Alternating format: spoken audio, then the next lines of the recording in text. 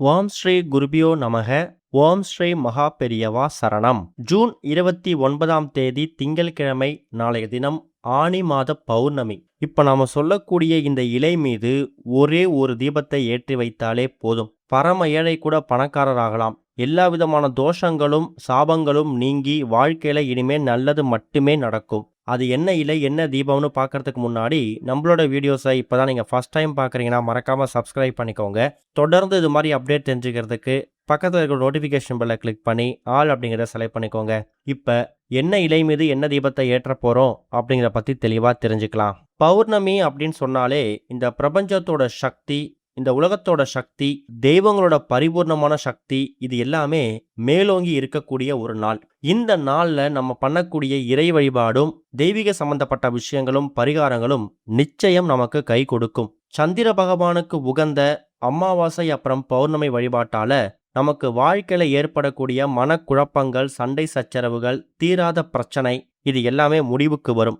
ஏன்னா சந்திர பகவான் மனோகாரகன். இப்படி பல மகத்துவங்கள் நிறைந்த இந்த ஒரு பௌர்ணமி இருக்குல்ல, பௌர்ணமில சந்திர தரிசன வழிபாடுக்கான முக்கியமான காரணம் என்னன்னா, முழு நிலவு பிரகாசமா வெளிச்சமா தெரிந்து இந்த உலகத்துக்கே இருள்ல இருக்கும்போது வெளிச்சத்தை கொடுக்கும். அப்படிப்பட்ட சந்திர பகவான் நம்ம வாழ்க்கையிலையும் ஒரு வெளிச்சத்தை ஏற்படுத்தணும், இருள்ல இருக்கக்கூடிய வாழ்க்கை பிரகாசமாக மாறணும் அப்படின்னு நினைக்கிறவங்க தாராளமாக சந்திர பகவானை வணங்கலாம். அதுவும் பௌர்ணமி தினத்துல வணங்குறது கூடுதல் விசேஷம். அப்படிப்பட்ட பௌர்ணமி எந்தெந்த மாதங்கள்ல வருதோ அதை பொறுத்து அது சிறப்பான பௌர்ணமியா மாறும். சித்திரை மாதத்துல வரக்கூடிய பௌர்ணமியா சித்ரா பௌர்ணமியா எடுத்துப்போம். ஆடி மாத பௌர்ணமி அதை விட விசேஷம். இந்த 2 பௌர்ணமிக்கும் என்ன மாதிரி ஒரு சக்தி பலன் இருக்கோ அந்த அளவுக்கு சக்தியும் பலன் நிறைந்தது தான் இந்த ஆனி மாதத்துல வரக்கூடிய பௌர்ணமி. மற்ற மாதங்கள்ல பௌர்ணமியை நீங்க எப்படி வேணா வழிபடலாம். ஆனா ஆனி மாத பௌர்ணமியை வழிபடுறதுக்குன்னு சில வழிமுறைகள் இருக்கு. குறிப்பா பெண் தெய்வ வழிபாடு ரொம்ப முக்கியம். அம்பாள், அம்பிகை, அம்மன், மகாலட்சுமி தாயார் இவங்க எல்லோருடைய அருளையும் பரிபூர்ணமாக பெறுவதற்காக ஆனி மாத பௌர்ணமியில மாலை 6-7 மணிக்கு மேல முழு நிலவு தெரியக்கூடிய நேரத்துல வீட்டோட பூஜையில விளக்கேற்றி வச்சுட்டு பெண் தெய்வ வழிபாடு செய்யணுமா. அடுத்ததா முக்கனிகள் மா, பலா, வாழை, இந்த 3 பழங்கள்ல சாஸ்திரத்துக்கு ஒரு பழம் கிடைச்சாலும் பரவாயில்ல, அதை வாங்கிட்டு வந்து நீங்க அம்பிகைக்கு அம்பாளுக்கு படைக்கிறது மூலயமா வாழ்க்கையில நல்ல முன்னேற்றம் கிடைக்கும். ஒருவேளை முக்கணிகள் கிடைக்கலனா அதுக்கும் ஒரு மாற்று வழி இருக்கு. நீங்க முக்கணிகள் வச்சு படைக்கிறீங்களோ இல்லையோ, உளுத்தம்பருப்பு சாதத்தை உங்க கையால தயார் செய்து அதை உங்க வீட்டில் எல்லா கடவுளுக்கும் பொதுவாக நைவேத்தியமாக படைத்து அதுக்கப்புறம் அதை நீங்க பிரசாதமாக எடுத்துக்கலாம். நாளைக்கு தினம் இந்த ஆனி பௌர்ணமிக்கான அந்த பௌர்ணமி திதி எத்தனை மணிக்கு ஆரம்பிக்குதுன்னு பார்த்தீங்கன்னா, காலையில 4:22 ஆரம்பிக்கக்கூடிய பௌர்ணமி திதி மறுநாள் செவ்வாய்க்கிழமை காலையில 6:11 வரைக்கும் இருக்கு. பகல் நேரத்தில் யாரும் கூடுமான அளவுக்கு பௌர்ணமிக்கான பூஜைகள் பண்ண மாட்டாங்க. வெறும் இறை வழிபாடு மட்டும் பண்ண போறீங்கன்னா காலைல 7:30-9 ராகு காலம், 10:12 யமகண்டம், இந்த 2 நேரங்களை தவிர்த்துட்டு பூஜை பண்ணிக்கோங்க. பௌர்ணமிக்கான அந்த முழு நிலவுக்கான பூஜை பண்ண போறீங்க அப்படின்னா மாலை 6:37 மணிக்கு மேல உங்க வீட்டில இருந்து பார்த்த உடனேயே முழு நிலவு தெரியும் பாருங்க பிரகாசமா. அப்ப தாராளமா நீங்க பௌர்ணமிக்கான, அதுவும் தமிழ் மாதங்கள்ல 3வது மாதமாக வரக்கூடிய ஆனி மாத பௌர்ணமியில நீங்க பூஜைகள் செய்யலாம். இது போக இப்ப நம்ம சொல்லக்கூடிய இந்த ஒரே ஒரு தீபம் உங்க வாழ்க்கையவே புரட்டி போடக்கூடிய அற்புதமான ஒரு தீபம். இந்த இலை மீது ஏற்றக்கூடிய தீபம் தான். நம்ம சாதாரணமாக கோவிலுக்கு போயிட்டோ இல்ல வீட்டில் வந்து பூஜைகள் பண்ணும்போதோ வழிபடுறதை விட அந்த இறைவன் சன்னதிலேயோ இல்ல பூஜை அறையிலையோ விளக்கேற்றி வச்சு வழிபடும் போது நமக்கு முழுமையாக வழிபட்ட பலனும் திருப்தியும் கிடைக்கும். அதுக்கு இந்த ஆனி மாத பௌர்ணமியும் விதிவிலக்கு கிடையாது. அப்படிப்பட்ட ஆனி மாத பௌர்ணமி இந்த வருஷம் நமக்கு திங்கக்கிழமையில வந்திருக்கு. திங்கக்கிழமை பொதுவா யாருக்கு ரொம்ப உகந்தது? சோமவாரம், சிவபெருமானுக்கு உகந்த இந்த ஒரே ஒரு இலை, இது மேல ஏற்றக்கூடிய ஒரு தீபம் பலவிதமான நன்மைகளை ஏற்படுத்துமாம். முதல்ல அந்த இலை என்ன இலை அப்படின்னு நீங்க தெரிஞ்சுக்கணும். எல்லோருக்கும் தெரிந்ததுதான், அதுதான் வில்வ இலை.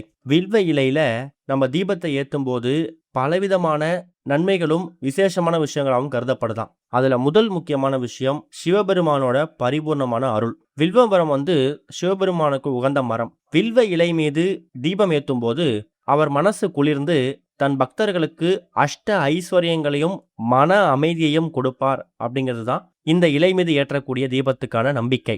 அடுத்ததா லட்சுமி கடாட்சமும் செல்வ வளமும் பெருகும். வில்வ மரத்துல மகாலட்சுமி வாசம் செய்வதா சாஸ்திரங்கள்ல சொல்லப்பட்டிருக்கு.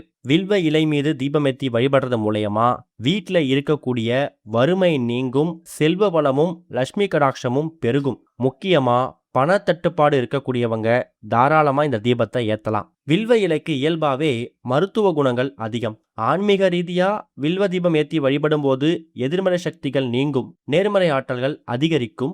இது குடும்பத்தோட ஆரோக்கியத்தை மேம்படுத்தி தீராத நோய்கள் தீர்வதற்கான வழிவகையை ஏற்படுத்தும். தெரிந்தோ தெரியாமலோ செய்த பாவங்கள், கர்ம வினைகள், பித்ரு தோஷங்கள் இது எல்லாமே நீங்குவதற்கு வில்வ தீப வழிபாடு ஒரு சிறந்த பரிகாரம். குறிப்பா பிரதோஷ நேரத்திலையும் சிவராத்திரி நேரங்கள்லையும் திங்கட்கிழமையில வரக்கூடிய எந்த ஒரு விரதமா இருந்தாலும் அன்றைய தினம் இந்த தீபத்தை ஏத்துறது மும்மடங்கு பலனை கொடுக்கும். மனதில் இருக்கக்கூடிய குழப்பங்கள், பயம், பதற்றம் நீங்கி தெளிவு பிறக்கும். நீங்க நினைச்ச நற்காரியங்கள் தடைகள் இல்லாம வெற்றிகரமா நிறைவேறுவதற்கு ஒரு காரிய சித்தியாவும் இந்த வில்வ இலைகள் பயன்படும். இப்ப இந்த வில்வ இலைகளுக்கு என்னென்ன மகிமைகள் இருக்கு, இந்த தீபத்தை ஏத்துறதால என்னென்ன பலன்கள் கிடைக்கும் நம்ம சொல்லிட்டோம். இந்த தீபத்தை இப்ப எப்படி ஏத்தணும், யார் யார் ஏற்றலாம்? வீட்டில் இருக்கக்கூடிய ஆண்கள், பெண்கள், குழந்தைகள்னு சொல்லி யாரு வேணாலும் இந்த தீபத்தை ஏற்றலாம். எந்த விதமான கட்டுப்பாடுகளும் கிடையாது.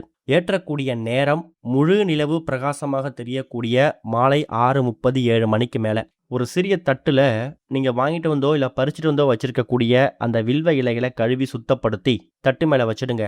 அதுக்கு நடுவுல ஒரே ஒரு நெய் தீபம் போடணும். முடிஞ்சா அகல் விளக்கு வைத்து போடுங்க. அப்படி அகல் விளக்கு இல்லைங்கிறவங்க அந்த தட்டுவுக்கு நடுவுல என்ன விளக்கு வைக்க முடியுமோ உங்க வீட்டில் இருக்கக்கூடிய விளக்கையே பயன்படுத்திக்கலாம். ஆனா தீபம் மட்டும் கண்டிப்பா நெய் தீபம் போடணும். அது மூலியமா சிவபெருமானோட மனது குளிர்ந்து நீங்க கேட்கக்கூடிய விஷயத்தை நிறைவேற்றி கொடுப்பார். இந்த தீபம் எரியக்கூடிய அந்த நேரத்துல சந்திர பகவானையும் சேர்த்து பிரார்த்தனை பண்ணிக்கோங்க.